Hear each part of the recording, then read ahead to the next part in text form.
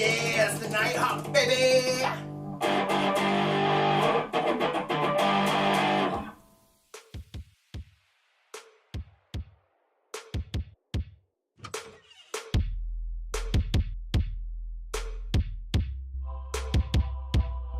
Welcome.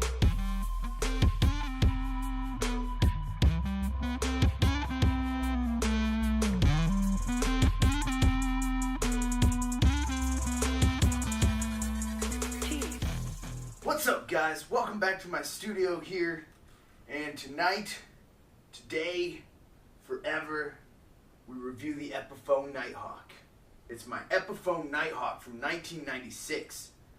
I know this because I researched the serial number, and I've done so much research into this, in fact, that I've got plenty and plenty to tell you, from the pickups, to the bindings, to the inlays. We're going to cover it all real quick. The Epiphone Nighthawk originally came out in 1993, so this one was made 3 years after the original debut. And there was three typical models that ran. You had your custom, which was the top of the line, the standard, or the ST3, which this one is, and then your special. Now, I know you're wondering, what's the difference, Travis? Well, the difference is the custom one, see this crown emblem up here? That crown emblem was in the inlays all right here instead of what they call these parallelograms. Now, the model below this one had dot inlays instead of parallelograms. There's one difference. Second difference, binding. This one in particular is bound all the way around the neck and the body, where the model above it, the custom, was bound all the way around the headstock as well. It's pretty cool. You should look it up if you feel so inclined. So then, the special model didn't have any binding whatsoever. So these were things that helped me kind of identify what model it was. It was still tricky though. So what we're dealing with here is a mahogany body and neck. We got a maple top and a rosewood fretboard.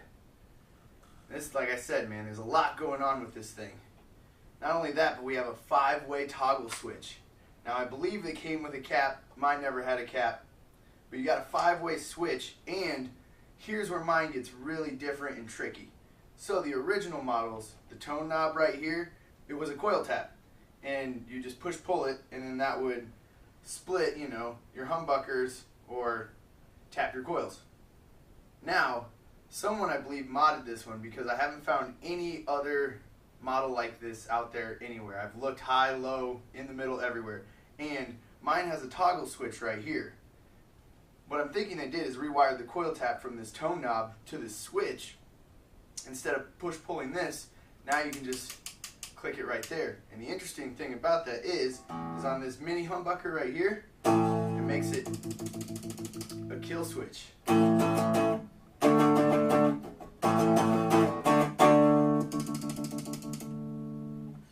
now, let's talk about those pickups. So right here, we got a mini humbucker, M-Series mini humbucker. Right here, it's supposed to be, I believe, an NSX single coil in the middle, and right here you would have had an M-Series slanted bridge pickup. However, like I said, things always keep getting interesting with this particular Nighthawk. Now in here, what it looks like we have, because I have a bunch of lines, dashes going up, down, up, down, up, down. They were white at one time. You can still see the white on the slanted one over here, but they actually say OBL, which stands for Original Bill Lawrence Design. But are these real Bill Lawrences? Nope. Nope, they're not.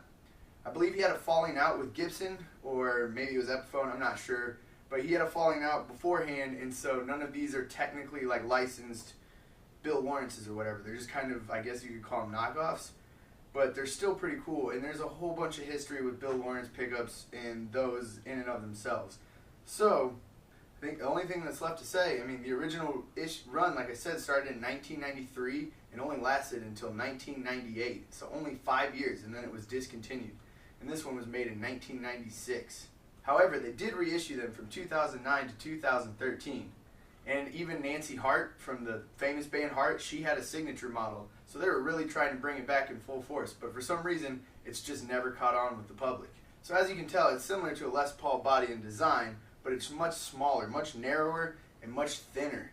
It's not as chunky and fat, and it's probably much lighter. I don't have any Les Pauls. So yeah, when my guitar teacher told me he was going to sell it, I was like, absolutely not. Like I couldn't bear the thought of anyone else having this guitar but me. So I had to get it from him, and I'm so glad I did buy it. It's been with me ever since. Alright, so I'll give you a little demonstration of each pickup now. We're going to go kind of quick. I'm not going to play full songs or get too fancy, anything like that. Because, like I said, there's 5-way switch, which means you technically have, I believe, 10 tone options in all. But since the one's a kill switch, it's more like 9, I guess, technically. Anyway, here we go. So now we're on the M series humbucker up here on the neck. It's a nice fat bluesy sound. And my tones roll all the way up. Should we roll it down? Let's roll it, start down, so it's even fatter.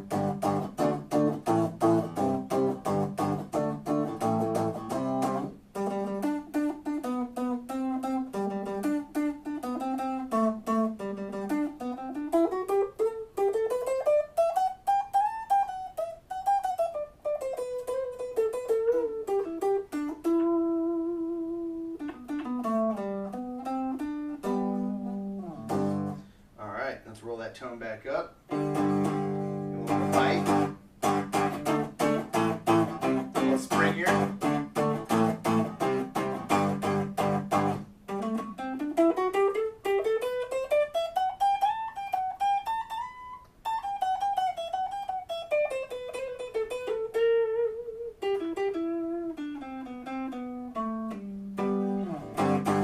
Oh, by the way, I'm just playing through my Fender Blues Junior, and I got all of the knobs turned directly to noon so we can try and get, the closest thing to the pure tone of just this Nighthawk. Let's move on to the next pickup now, which I guess should be a combination of the two. And I guess we're going to call this untapped, since that's the position that's not the kill switch. Even muddier. And yeah, the tone knob is still rolled all the way up.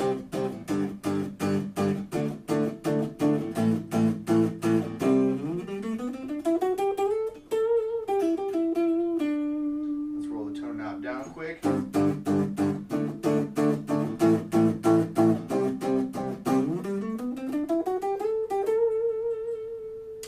Tap it. Tone still roll down.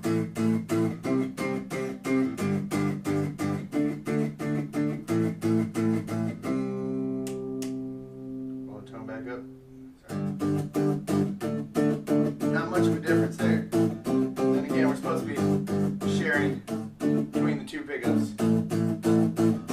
Alright, let's go to the middle. Should just be the single coil only, untapped. Now this one, the reason they put this in here, the design, idea behind the design anyway, was to compete with the Fender Strats. It's supposed to have a strattier sound. Let's see what we can get out of it.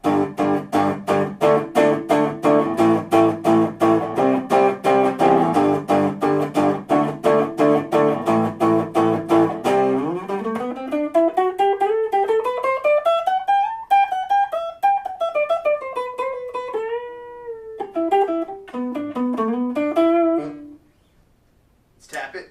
And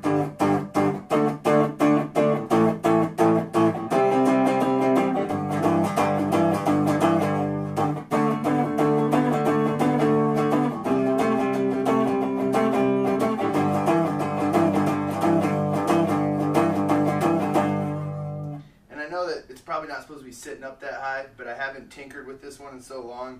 Probably should be sitting a little bit lower because it's pretty close to the strings. But they're not hitting it, it's not buzzing. Let's move on to the next set of pickups. Combination between these two. Let's roll that tone knob down to start with this time. Untapped position. And we'll play that little lick again.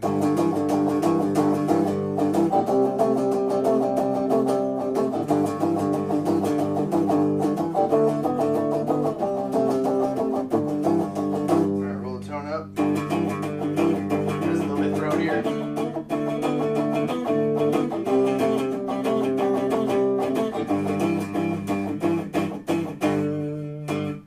Nice. Let's tap it quick.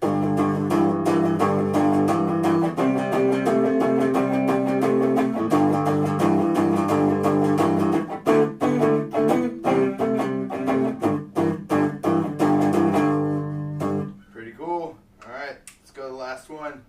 Slanted. I can make it before the camera dies, I swear.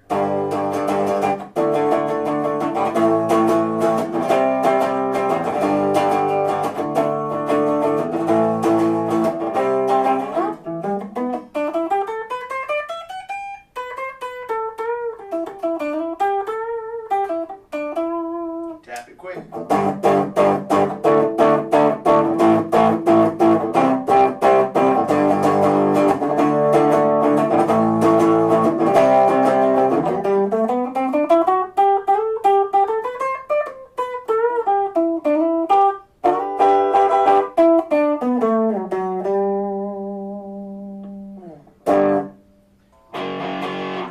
people get mad if I didn't throw some distortion on it, so.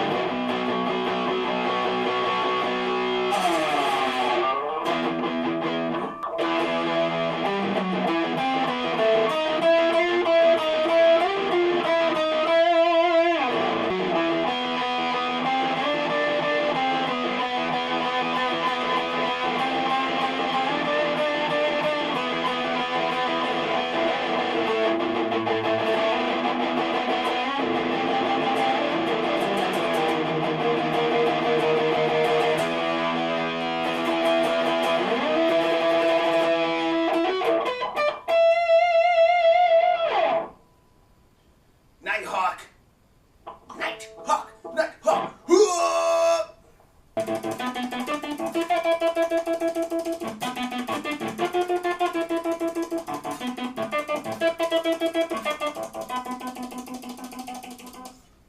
Yes!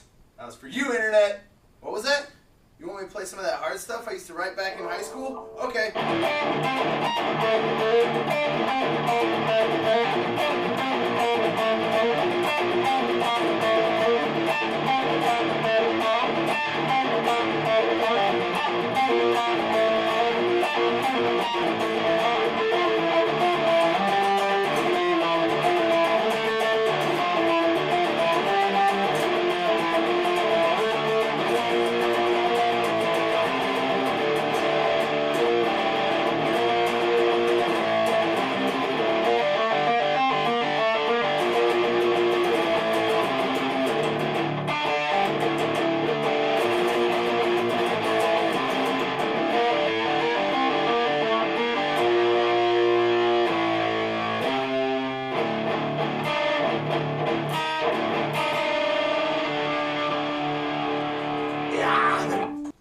Well, there it is, man. That was the Epiphone Nighthawk from 1996.